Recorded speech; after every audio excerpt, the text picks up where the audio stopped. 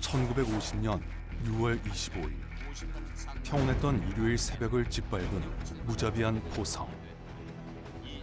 북한군의 기습남침은 우리 역사에 깊은 상처를 남긴 비극의 서막이었습니다.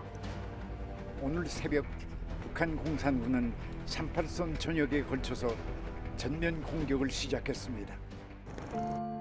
치열했던 전장의 한복판에는 조국을 위해 목숨 걸고 싸운 영웅들이 있었습니다. 격전지의 상흔은 이젠 사라졌지만 용사들의 뇌리에는 그날의 참상이 여전히 또렷합니다. 이게 대대가 영상벽까지 쫙 배치를 하고 대기를 하고 있었다고. 그래 불과 한 200~300m 앞에까지 온 데면이나 돼지 첩보를 쏴서. 전쟁이 끝난 뒤에도 이들의 일상에는 쉽사리 평화가 찾아오지 못했고 땅속에는 돌아오지 못한 영웅들의 슬픈 사연이 잠들어 있습니다.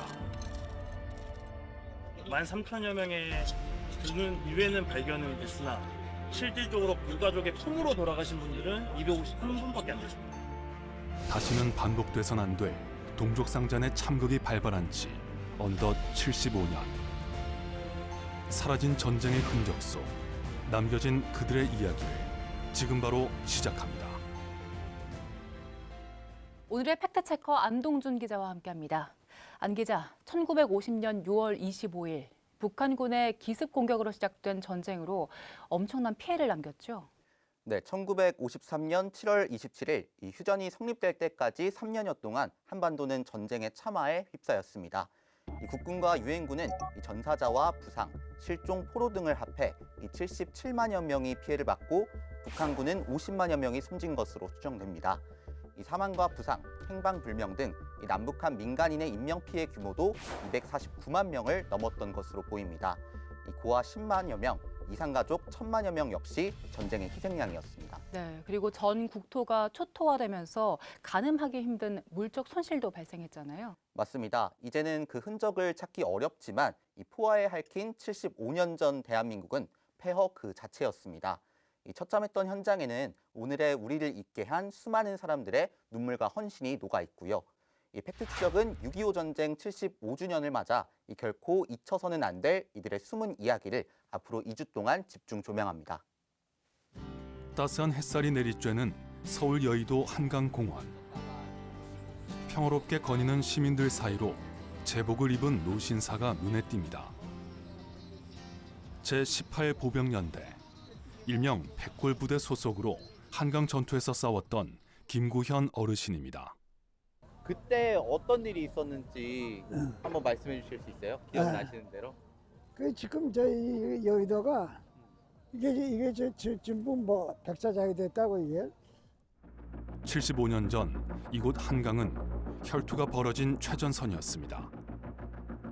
당시 국군은 38선을 넘은 지 불과 사흘 만에 서울로 들이닥친 북한군의 남하를 막기 위해 강을 따라 방어선을 구축했습니다. 아흔이 넘은 지금도 그날의 기억이 선명합니다. 저녁 때만 되면 이 건너편에 마포강에 쭉 섭인 것까지 해안가에 전부 포사가 가는 게 불이 번쩍번쩍. 우리는 포가 없으니까 그 쏘질 못하지. 쏴야 또 거기 밑이 60mm면 박격포도 별로 없어서 그러니까 소총하고 기관총하고만 싸우는 거야. 살아도 백골, 죽어도 백골. 강둑에서 적들과 맞선 부대원들의 용맹함은 전적비에 고스란히 새겨졌습니다.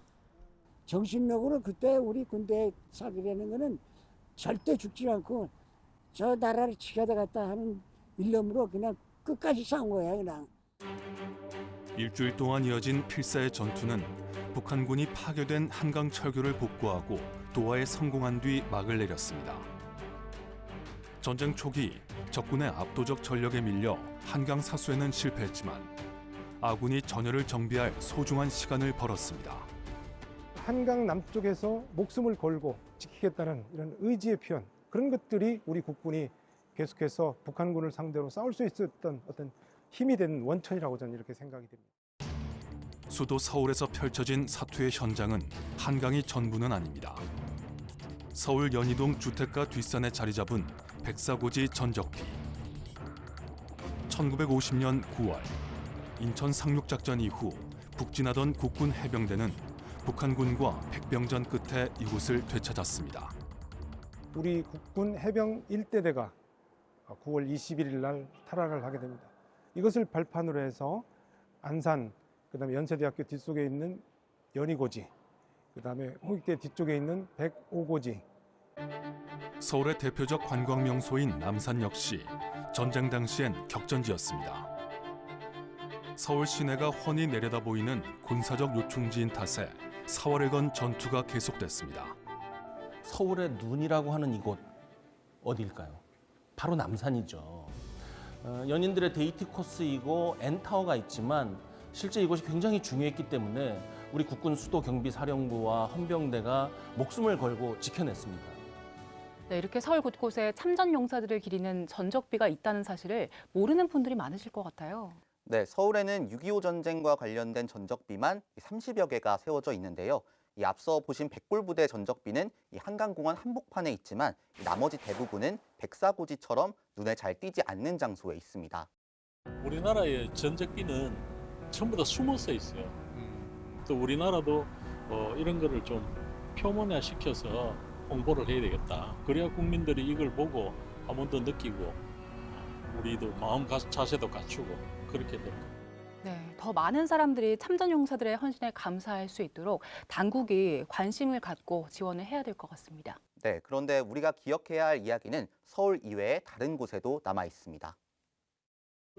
서울과 남부 지역을 잇는 주요 길목에 자리한 경기도 오산의 중미령. 1950년 7월 5일 한강 방어선을 뚫고 남하하던 북한군을 여기서 멈춰 세운 건 미 육군을 주축으로 한 유엔군이었습니다. 2차 세계대전이 끝나고 나서 미군이 처음으로 외국에서 치른 지상전입니다. 특히 이 스미스 부대가 오산 중미령에서 벌였던 이 전투로 인해서 북한군은 큰 충격을 받게 되고 일시적으로 부대를 멈추게 되죠. 그날의 치열함을 고스란히 간직한 기념관. 참전했던 스미스 특수임무부대원 명판 가운데 한국인 이름이 눈에 띕니다. 스미스 특임대에 파견돼 교육받던 윤승국 당시 대위의 자취입니다. 그때는 이제 미군 부대원으로서 나와서 같이 전쟁을 한 거예요. 그것이 그 영어로 하면 딜레이 액션이라고. 그래서 그 사람들이 그 이상 못 내려가게 막는 거예요. 그래서 그 전투에 참여를 하게 된 거죠. 전쟁이 터지자 미군을 따라 유엔군의 첫 전투에 뛰어든 유일한 한국인이었던 윤 대위. 이후 육군 소장으로 전역한 뒤 지난 2021년 별세했지만 생사를 넘나들었던 순간의 기억은 가족들에게 고스란히 전해졌습니다. 후퇴를 해야 할 그런 입장이 됐을 때 제일 자동차 제일 앞에 타가지고 말이에요. 민간인한테 한국말을 하니까 물어보고 그러면서 길을 안내해서 200명을 안전지대로 인도를 했대요. 그렇게 해서 무사히. 또 다른 참전국의 흔적이 남아있는 강원도 화천군 산양리. 아프리카에서는 유일하게 지상군을 보낸 에티오피아의 황실 근위대, 강류 부대가 주둔했던 곳입니다. 이역만리로 파병된 최정예 부대는 이 일대에서 253차례 격전을 치렀고 모든 전투에서 승리를 거뒀습니다. 왕실 근위군 출신이라는 이런 자부심, 긍지를 가지고 전투에 임하면서 단결력이라든가 용맹성 이런 것들은 어느 부대보다 가장 앞섰다라고 이렇게 볼 수 있습니다. 춘천에 세워진 에티오피아 한국전 참전 기념관에서 만난 참전 용사 후손 라헬 솔로몬 씨. 강류 부대 일원이었던 케베데 아바테 씨의 손녀입니다. 안녕하세요. 저는 이름은 라헬 솔로몬이라고 하고요. 한국 이름은 하은희입니다. 그리고 에티오피아에서 왔고 저희 외할아버지께서 그 6.25 전쟁 때 참전을 하셨고요. 그러나 낯선 땅의 자유를 위해 싸웠던 용사들의 삶은 순탄치 않았습니다. 1974년 군부 쿠데타로 에티오피아에 사회주의 정권이 들어서면서 졸지에 배신자로 낙인 찍혔던 겁니다. 1991년 공산 독재 정권은 무너졌지만 핍박의 시간이 안긴 상처는 컸습니다. 군인이셨기 때문에 핍박을 받으셨고 막 숨어야 했고 아니면 뭐 다 잡혀 들어가서 고문을 받거나 막 그러신 경우도 있으셨고 모든 참전용사분들이 이렇게 떳떳하게 내가 참전을 했다는 사실을 알리면 안 되었기 때문에 다 흩어지게 되었어요. 네. 고초를 겪은 영웅들의 헌신에 대한 보답은 늦게나마 그의 후손들에게 닿고 있습니다.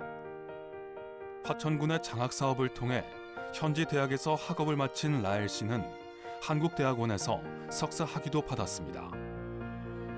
이제는 국제 변호사를 꿈꾸며 할아버지가 지킨 나라에서 경력을 쌓고 있습니다. 한국말을 하다 보니까 통역할 수 있는 통번역을 할 수 있는 그런 일이 주어졌었는데 막 외교관 분들도 만나고 국제 변호사이신 분들도 만나게 되었어요. 그래서 너무 나도 그런 멋있는 일을 할 수 있는 사람이 되고 싶다라고 생각해요. 75년 전 할아버지가 한국과 맺은 인연을 이제는 손녀가 이어가고 있는 거네요. 네, 보신 것처럼 강원도 화천군은 지난 2009년부터 화천 지역에서 싸웠던 에티오피아 참전용사들의 후손들을 찾아 교육을 지원하고 있습니다. 우리를 도왔던 영웅들에게 고마운 마음을 전하고 미래 세대와 교류하며 우호 관계를 돈독히 하는 겁니다. 이런 장학 사업을 하시면은 에티오피아 측에서도 그런 일들로 인해 한국에 대한 관심이 많은 사람들도 되게 많아졌고 저희 역사가 안 잊혀지잖아요. 먼 이국 땅에 와서 젊음을 바친 용사들에게 감사의 뜻이 계속 잘 전해지면 좋겠습니다. 안 기자, 그런데 유엔군 이외에 우리가 기억해야 할 사람들이 또 있다고요? 네, 제대로 된 예우를 받지 못하고 오랜 기간 잊힌 영웅들이 있었습니다. 벚꽃이 활짝 핀 서울 현충원. 하얗게 머리가 센 참전 용사들이 전적 위령비 앞에 모였습니다. 6.25 전쟁 당시 계급도 군번도 없이 북한군과 맞섰던 유격 부대원들입니다. 일사후퇴 당시에 우리 국군이 유엔군과 밀려가는 과정에서 북한 지역에 살고 계시는 15세 전후의 청년들이 이거 안 되겠다. 공산주의에게 국가를 뺏길 수 없다라는 생각으로 의병들이 일어섰습니다. 굳은 표정으로 추모 행사에 참석한 주은상 어르신도 황해도 은일군에서 9월산 유격대원으로 활약했습니다. 15살 어린 나이. 군에 징집되지 않은 마을 주민들과 의용대를 조직해 변변한 무기도 없이 가족과 마을을 지켰습니다. 인천 상륙작전으로 국군과 유엔군이 북진하자 미처 철수하지 못한 북한군이 산속에 숨어들어 마을을 약탈했기 때문입니다. 산에서 뭐 식량 공급이라든가 뭐 생필품 이거를 제대로 공급을 못 받으니까 밤에면 습경 내려온다고 내려와가지고 우리 양민들을 학살을 하고 또 뭐 재산들을 뺏어가고 그러니까 각 지역의 마을별로 자체적인 치안대가 조성이 됐다고. 중공군의 참전으로 전선이 다시 남쪽으로 내려온 뒤로는 수탈이 더 심해졌습니다. 이에 마을 단위로 결성됐던 의용대들은 하나의 부대로 힘을 합쳤고 비로소 9월산 유격대라는 이름을 갖게 됐습니다. 미군이 각지의 유격부대를 통합 운영한 이후에는 제8240 부대에 배속됐습니다. 몽둥이 가지고 횃불 들고 다니면서 일을 했지만 그래도 저놈들한테는 쉽사리 우리 지역을 그냥 밀고 들어올 수 없도록 그런 방패막이 되어줬다라고 하는 자부심을 갖고 있고, 북한 후방 지역에서 정보 수집과 보급로 파괴 등 위험을 무릅쓴 작전들을 수행했지만 비정규 군이었던 탓에 그 공은 잊혀 있었습니다. 그러다 지난 2014년 예우받을 길이 열렸습니다. 얼마나 정확한 곳에 국방부 군사편찬연구소 소속 남보람 당시 소령이 미 특수전 사령부에 보관돼 있던 8240 부대원들의 명단을 일부 확보한 겁니다. 하지만 그 뒤 과정이 쉽진 않았습니다. 불완전한 기록으로 생존자와 유족을 확인하는 게 어려워 7년이 더 지나서야 공로금을 지급할 수 있었습니다. 10년 전에 그 명단으로 인해서 특수 임무 수행자 보상 법안이 좀 더 수월하게 통과가 됐고 그 명단에 있던 분들 중 2분은 사후에 훈장을 추서받기도 했습니다. 현재까지 공적을 인정받은 유격대원과 유족은 3,800여 명. 유격부대원이 최대 2만 3천여 명에 달했던 것으로 추정되는 만큼 잊힌 영웅들을 찾기 위한 노력은 계속되고 있습니다. 국군과 유엔군 그리고 비정규군인 유격대원까지 6.25 전쟁 참전 용사들의 남겨진 이야기들을 쭉 돌아봤는데요. 끝내 가족품으로 돌아오지 못한 분들도 계시죠? 네, 6.25 전쟁 중 실종되거나 이 포로로 끌려간 국군과 유엔군은 4만 2천여 명에 이르는데요. 이들 가운데 상당수는 이 사투를 벌였던 현장에 아직 묻혀 있을 것으로 추정됩니다. 네, 유족들의 슬픔을 달래기 위해서라도 그리고 국가의 책무를 다하기 위해서라도 이분들의 유해를 잘 수습해서 모셔야 될 것 같습니다. 맞습니다. 6.25 전쟁 50주년이던 지난 2000년 이 본격적으로 시작된 전사자 유해 발굴은 지금도 진행되고 있습니다. 등산로조차 없는 가파른 산을 오르는 국군 장병들. 거친 숨을 몰아쉬며 1시간여를 걸어 도착한 곳은 강원도 홍천군 금물산의 유해 발굴 현장입니다. 지난 1951년 2월 국군과 중공군의 목숨을 건 고지전이 벌어졌던 장소인 만큼 참전 용사가 묻혀 있을 것으로 추정되는 곳입니다. 고 외치고 시작하겠습니다. 고 준비! 그들을 유해를 찾기 위해서는 지표면에서 최대 80cm까지 땅을 파야 합니다. 고된 작업이지만 장병들의 마음가짐은 남다릅니다. 6.25 전사자 분들을 위해서 올라오는 거라 생각하면 별로 힘든 것 같지 않습니다. 한쪽에선 8뼈로 추정되는 유골이 발굴됐습니다. 이제부턴 6.25 전쟁 당시 국군의 유해인지 확인 절차를 거쳐야 합니다. 감식관이 유해에 대한 감식을 실시하고 이후 중앙감식소로 공송을 하게 됩니다. 그래서 중앙감식소에서 또 2차 감식을 실시하게 됩니다. 이렇게 그동안 격전지 곳곳에서 발굴한 유해는 13,000여 구. 하지만 신원이 파악돼 가족품으로 돌아간 건 253구뿐입니다.